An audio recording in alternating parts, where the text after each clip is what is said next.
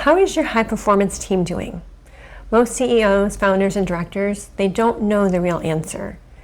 There is no cookie cutter process or formula that works with high performers because they're driven for different reasons.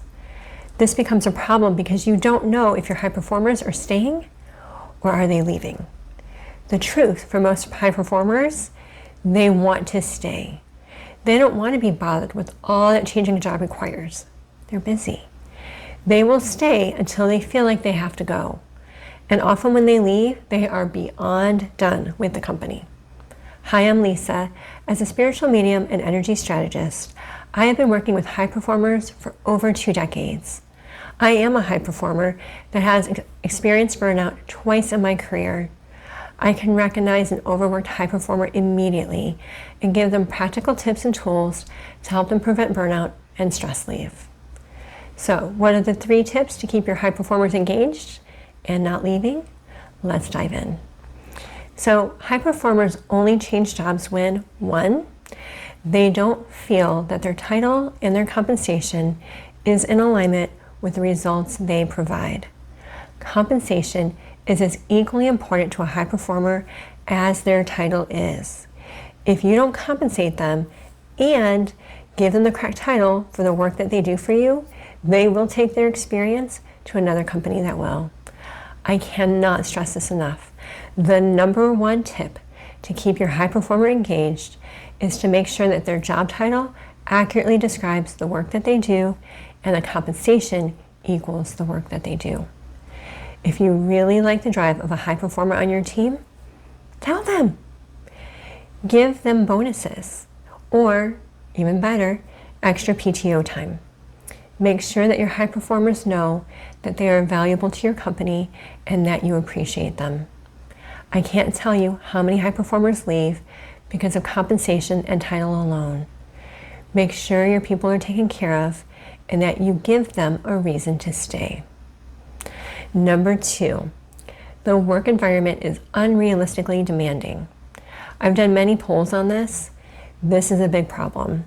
This is the fastest way to drive your high performer to some sort of a medical stress leave or burnout. Just because your high performers can get things done on time, especially with a hard deadline, does not mean to keep them in constant deadlines. That's your way to burnout. If you need to hire more people, hire more people.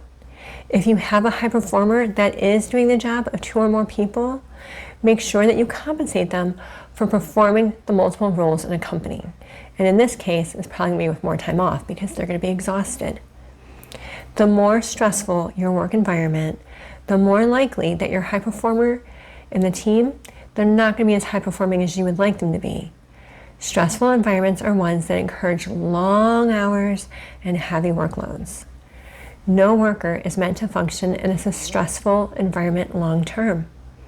This will directly affect your current team members as well as word getting out that you overwork your top talent. It'll make both hiring and retention difficult. And the 3rd one, they're not feeling fulfilled or engaged with the work anymore. If a high performer is bored, it is time for a new title and compensation package that matches their experience and skill level. High performers don't get bored unless the work is too repetitive or unfulfilling.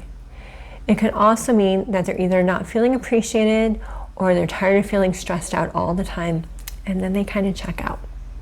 High performers are naturally fulfilled and engaged in their work. It's why they excel and work in ways that other team members can't. And just a reminder that you can't make a high performer. Workers are high performers or they're not. So replacing a high performer is costly to every company. If you like this video, let me know by liking it, and I invite you to subscribe and hit that notification bell so you know when I have a new video released. For next videos to watch, I recommend the top 4 stressors in the workplace and what to do, and 4 signs high performers are on a path to burnout. What changes need to be made in your workplace? What are you seeing and noticing with your high performers? If you need help, you can schedule a call with me at schedule.lisagornall.